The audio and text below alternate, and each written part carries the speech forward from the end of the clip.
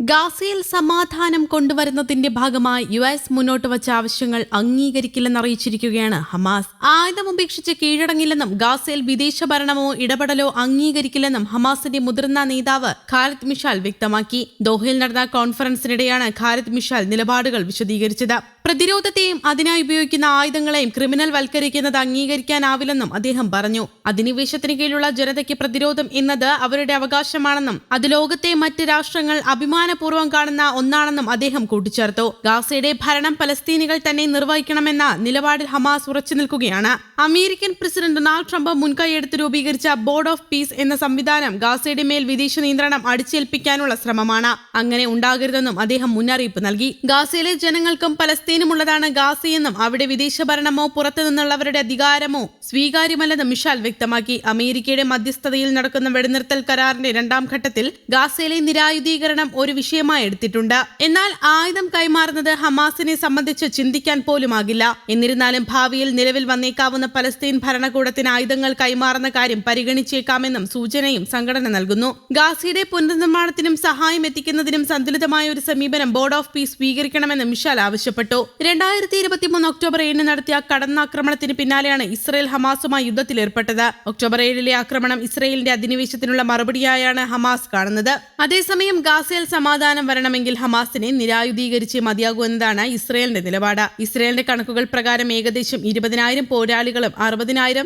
Kalashnikov തോക്കുകളും ഇപ്പോഴും ഹമാസിന്റെ പക്കലുണ്ട്. അതേസമയം നീണ്ട കാത്തിരിപ്പിനൊടുവിൽ ഗാസയും ഈജിപ്തും തമ്മിലുള്ള റഫ അതിർത്തി തുറന്നെങ്കിലും അനിശ്ചിതത്വം ഒഴിയുന്നില്ല. അതിർത്തി വഴി ഗാസയിലേക്ക് മടങ്ങാനും ചികിത്സയ്ക്കായി പുറത്തേക്ക് പോകാനുമായി ആയിരക്കണക്കിന് പലസ്തീനികളാണ് അതിർത്തിയുടെ ഇരുവശത്തുമായി കാത്തു നിൽക്കുന്നത്.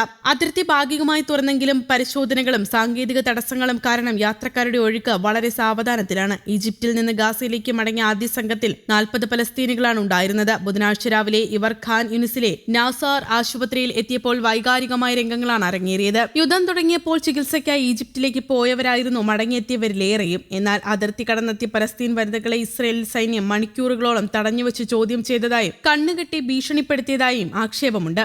നിലവിൽ 16 രോഗികളെയും അവരുടെ 40 സഹായികളെയും മാത്രമാണ് ഗാസയിൽ നിന്ന് ഈജിപ്തിലേക്ക് ചികിത്സയ്ക്കായി പോകാൻ അനുവദിച്ചത്.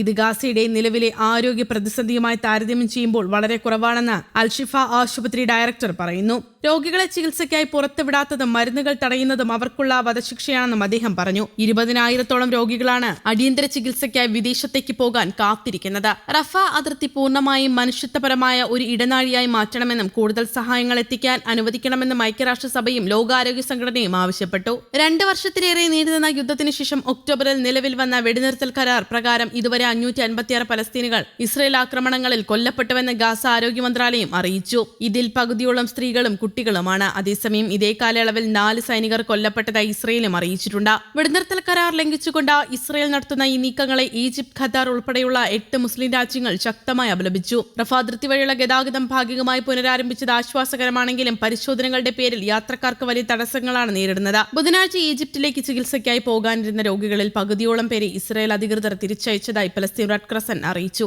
ഹമാസ് എല്ലാ ബന്ദികളെയും വിട്ടയച്ചെങ്കിലും ഗാസയുടെ പുനർനിർമ്മാണം, അന്താരാഷ്ട്ര സുരക്ഷാ സേനയുടെ വിന്യാസം തുടങ്ങിയ പ്രധാന വിഷയങ്ങൾ ഇപ്പോഴും അനിശ്ചിതത്വത്തിലാണ്. News desk, Kerala Kaumudi.